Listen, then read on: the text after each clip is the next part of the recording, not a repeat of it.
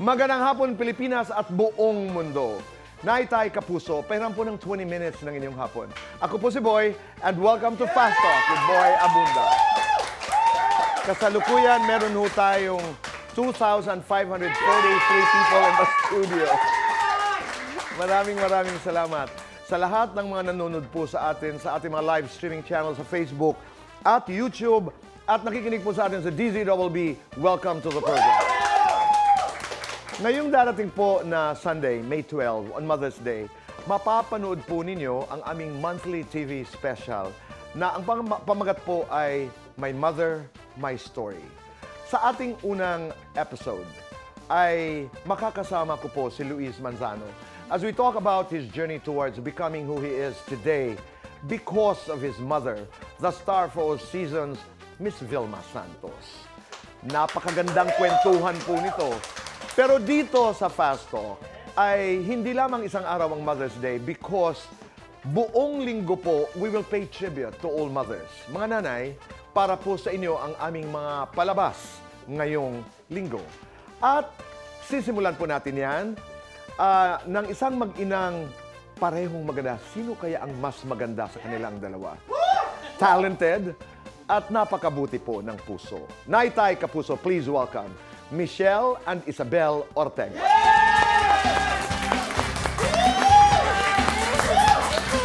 Hello, Tito Boy. Nice to see you again. Hi. Michelle, Good to thank see you. Opo. Wow, kumusta? Okay naman Kumusta? po. Tagal nating hindi nagkita. Naku, Tito Boy, parang mahigit 2 dekada na. Oh my God. Ang tagal. How are you, Isabel? Doing good, Tito Boy, of Oo. course. Ang unang tanong, bakit ang gaganda niyo? Well, ako po may pinagmahan Thank you po. po ako, Tito Boy. Totoo. Totoo talaga. No, I look at you and I say, wow, ang gaganda ng ating mga bisita. Thank you po, Tito Boy. And it's Mother's Day. Kanina ay napanood natin ang Voltus 5, yung unang episode. Magkakasama, magba-back-to-back po ang Fast Talk at saka ang Voltus 5. Yes. Well, Tito Boy, ako, di pa rin po ako makapaniwala na after 2 years, I'm back here promoting Voltes 5. That's Pero true. ako, I never get tired of promoting the show. How special is that to you? Sobra, Tito Boy. I feel like it changed my whole life talaga. I mean, I was able to build a family with my co-stars. Until now, nagkikita pa rin kami, nag-uusap pa rin kami halos araw-araw. And career-wise, it really changed my whole career. And I owe a lot to Voltes 5 Legacy. And of course, Direct Mark, the production, sila Miss Helen, my producers, GMA of course, GMA Network. It really changed my life po talaga. Hindi ka ba natakot, Michelle, nung sinabi niyang, I built my family? Nandyan si Miguel. Hindi naman po. Number, what comes to mind? Every time, halimbawa, napapanood mo si Isabel. Opo. Well, kasi Tito Boy, hilig niya talaga yan. Maliit pa lang siya. Ano ang ginagawa niya? Paano niya ipinapakita noong bata siya na hilig talaga niya mag-artista? Sinasabi po niya, Opo, Mama, I wanna be like Papa niya, I wanna be like you, ganyan. Mama, I want to act, I want to sing, ganyan siya. Mga bata talaga, bata pa lamang alam na nila. Opo, yes po. I wanna be an actress. I wanna be an actor. Your relationship as mother and daughter, kumusta? We are the best of friends, Tito Boy.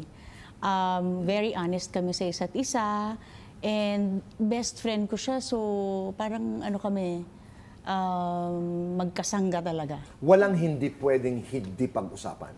Ni kailan hindi ka nagdalawang isip na, will I tell mom? Yung iba. Pero bottom line is I have to. At saka hindi ko rin kayang magtago kay mama. Timing Even lang. if gusto ko mang magtago, hindi talaga.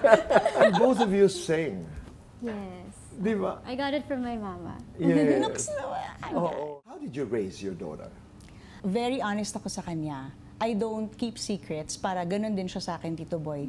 Magsasabi rin siya sa akin ng kung ano yung totoo. Oo. Paano mo naman pinalaki ang iyong ina? Honestly, kasi, di ba, that's the misconception na parang pag single mom, very protective sila sa anak nila, mas parang nagiging shield sila sa mundo. Pero I feel like, nung pinalaki ko yung nanay ko, I feel like in some way, naging ganun din ako sa mama ko. Kami yung naging sandalan ng isa't isa. So kahit na hindi aminin ng mom ko, pero may times na kinailangan din niya maging vulnerable, maging weak. Diba? There are times, hindi ka naman pwede palaging maging strong. Hala, bakit ako naiiyak? Pero totoo. My mom, there were times na ako yung naging malakas para sa aming dalawa. And I feel Kailan like, yung mga panahon na yun? a few. A few times. I mean, nobody has a perfect life, diba? So, Right. I feel like may times din na maraming pinagdadaanan yung mom ko. So, I feel like yun yung relationship namin is kumukuha kami ng lakas sa isa't isa. Tama yung tanong. You know, without realizing, sometimes we also raise our parents. Actually, opo. no? Yes po. Oo. Yes. Paano mo ni-raise si Isabel na walang galit sa kanyang biological father, si Senator Lito Lapid? Opo. Paano mo ginawa yun? In fairness naman kasi Tito Boy, yung biological dad niya, ano naman, naging mabuti naman po kasi talaga sa kanya. Lalo na nung time na noon pa, nung kami pa, very, ano po siya noon, very, always present siya eh. Very hands-on siya actually. So, hindi naman din ako yung tipo na maninira at wala rin naman akong dapat isira kasi mabait naman po yung tao. How old were you when, you know, your parents separated? 15. Yeah, I was 15 around ka. 50. 15 years old. So, paano? Did you ask questions? Anong ginawa mo? I asked a lot of questions. You did, I'm sure. I did. And I'm sure. Siguro what helped was my mom answered them all.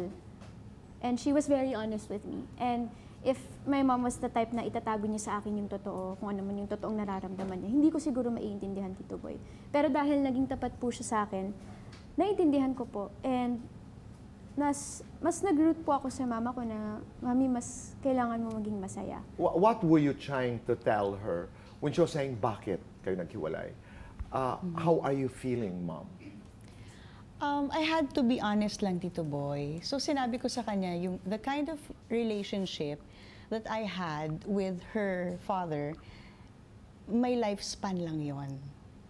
Yeah, I did not see myself growing old with him because we all know that he has his own family. Okay. Yeah, so parang I felt na it has to, ano na rin, na-reach na niya yung lifespan niya. Okay. And very happy ako kasi nagkaroon ako ng Isabel. Yes, so naintindihan yun ng anak ko.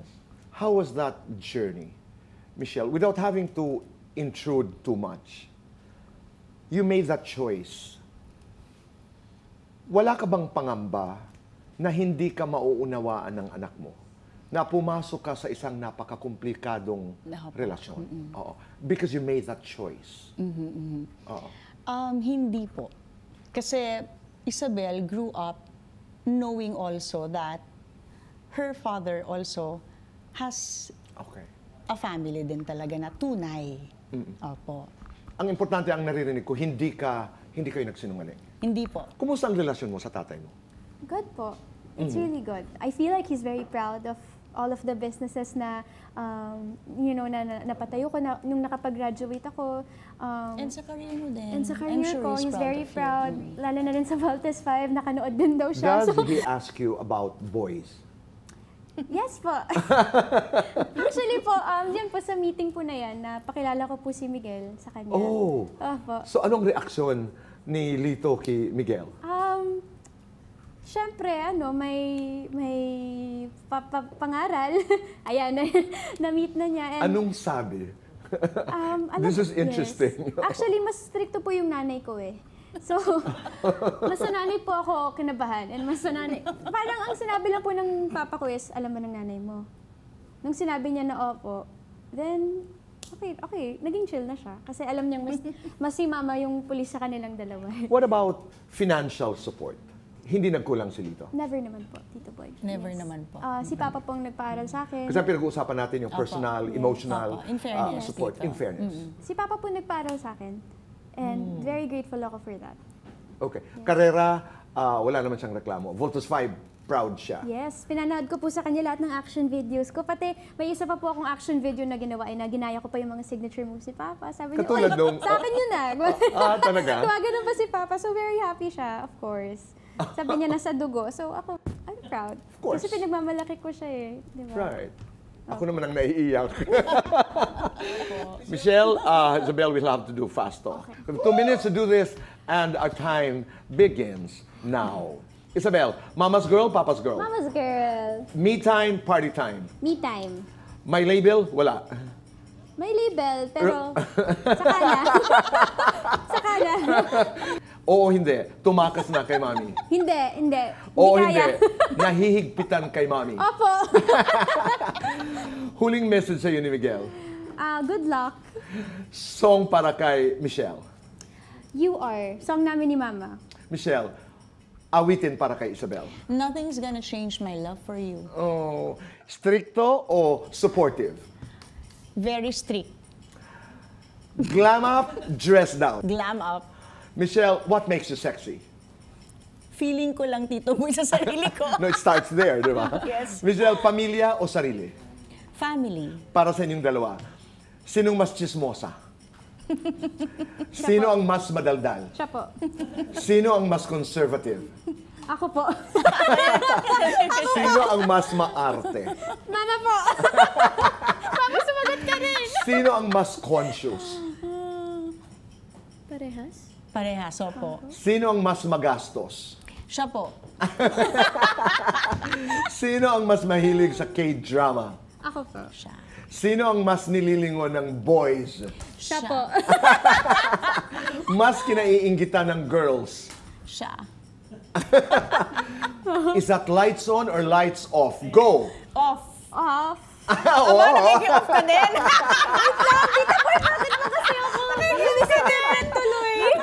Happiness or chocolates? Chocolates. Chocolates. Okay. Best time for chocolates. All the time. May itatanong kayo sa isa't isa. Ano yon? Pero mamaya na. And then, Michelle, halimbawa, sasabihin ni Isabel, Ma, bukas, magpapakasal na ako kay Miguel. Ano ang gagawin mo? Ano ang magiging reaksyon mo? Ang kasagutan po sa pagbabalik ng Fast Talk with Boy Abunda.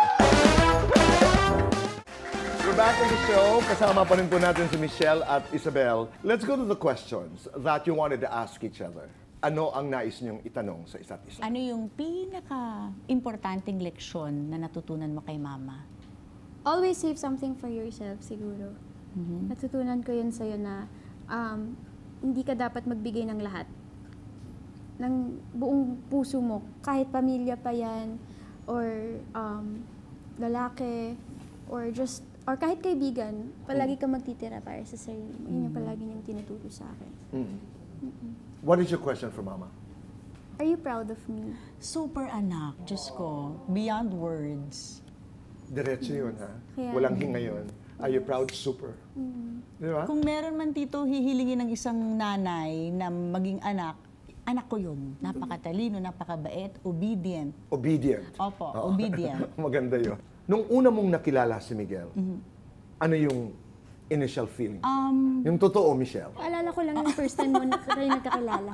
Laod yun, birthday ko, di ba? Okay. A birthday mo, and Yes, then? tapos in-invite ko yung Voltes 5cast. Tapos si Miguel nagdala ng cheese as a thank you, di ba? Okay. Cheese platter. And then, anong sabi mo sa mami mo? Para maalala niya. Ma'am, this is Miguel.